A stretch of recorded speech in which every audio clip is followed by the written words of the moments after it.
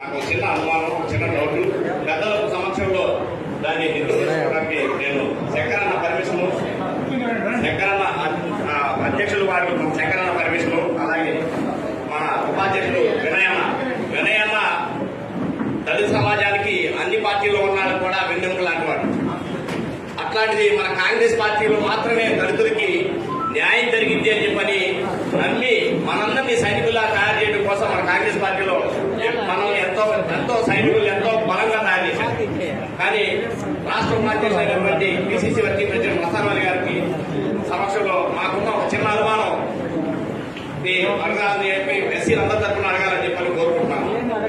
అన్నా ఏం లేదు, మేము 89 నుంచి మేము ధర్మారావు గారి దగ్గర నుంచి రాష్ట్రంలో ఉమ్మడి రాష్ట్రంలో కాంగ్రెస్ పార్టీ తరఫున మేము పోరాడాం. ఎన్ఎస్యూలో ఉన్నాం, యూత్ కాంగ్రెస్ లో ఉన్నాం, ఎస్సీసీలో ఉన్నాం, అన్నింటిలో ఉన్నాం. ఈ రోజు దాకా కూడా మీ ఆధ్వర్యంలో మీ వెనకాల కాంగ్రెస్ పార్టీ నాయకత్వంలో పనిచేస్తున్నాం.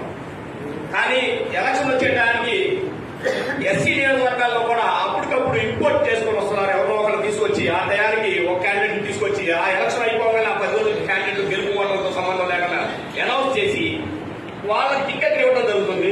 దయచేసి మాలో కూడా ఆర్థికంగా స్తోమతంలో ఉన్నాం, మేము కూడా బలంగా ఉన్నాం. కాంగ్రెస్ పార్టీలో దళితులు కూడా బలమైన వాళ్ళు ఉన్నారు, పనిచేసిన వాళ్ళు ఉన్నారు. మీ అందరి ఆధ్వర్యంలో మాకు కూడా ఒక అవకాశం ఇస్తే గెలుపు ఓటం అనేది తీసేయండి.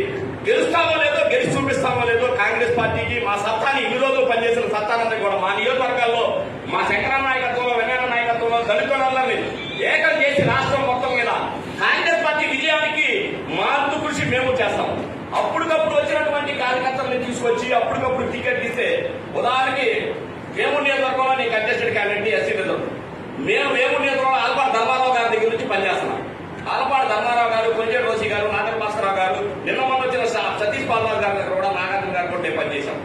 క్యాండిడేట్ లేని టైంలో కూడా మేము కాంగ్రెస్ పార్టీని బలోపేతం చేయడం కోసం ఉమ్మడి వినయన్న గారి నాయకత్వంలో మేము ఉమ్మడి గుంటూరు జిల్లాలో మేము పనిచేశాం. బాపట్ల కాన్స్టిట్యూన్సీలో గారు గుంటూరు జిల్లాలో. కానీ ఇప్పుడు ఎవరో వలస వచ్చిన నాయకులు హైదరాబాద్ నుంచి వచ్చి, అమెరికా నుంచి వచ్చి, పక్క రాష్ట్రాల నుంచి వచ్చి, ఇక్కడ నుంచి వచ్చి క్యాండిడేట్ అప్లికేషన్ పెట్టుకొని వెంటనే వాళ్ళు వచ్చి టికెట్ తీసుకోవటం, నాలుగు దండాలు పెడతాం, జెండాలు పెడతాం. కాంగ్రెస్ పార్టీ కార్యకర్తలు బానిసలుగా వాళ్ళ వెనకాల తిరగడం. కాంగ్రెస్ పార్టీ రోజు మేము వెళ్ళలేము, కాంగ్రెస్ పార్టీ మీరు మేము వెళ్ళలేము. కానీ వాళ్ళ నాయకత్వానికి మేము పనిచేసి గతంలో నాగేంద్ర మనోహర్ పనిచేశాం. ఈ రోజు నాగేంద్ర మనోహర్ 3 జెండాలు వేసుకొని తిరుగుతున్నాడు. ఏ జెండాలో ఉంటాడో తెలియదు, ఎక్కడ ఉంటాడో తెలియదు. కానీ మేము అక్కడ పనిచేస్తున్నాం. ఎవరు వచ్చినా మేము పనిచేస్తాం. కానీ మాలో కూడా గుర్తించండి, మీరు మాలో నాయకత్వాన్ని కూడా గుర్తించి మా కాన్స్టిట్యూన్సీల్లో మమ్మల్ని జనరల్లో పోటీగా మమ్మల్ని మేము పనికిరాం. ఎస్సీలో ఉన్న చోట మేము కార్యకర్తలుగా మీ సైనికుల్లాగా, ఒక అంబేద్కర్ రాజ్యాంగంగా మీ సైనికుల్లాగా మాకు అవకాశం కల్పిస్తారని చెప్పని నేను మాట్లాడినంత తప్పుంటే మీ అందరి సమక్షంలో మాకు అవకాశం ఇవ్వాలని చెప్పని దయచేసి నిర్ణయించుకుంటాం. Thank you.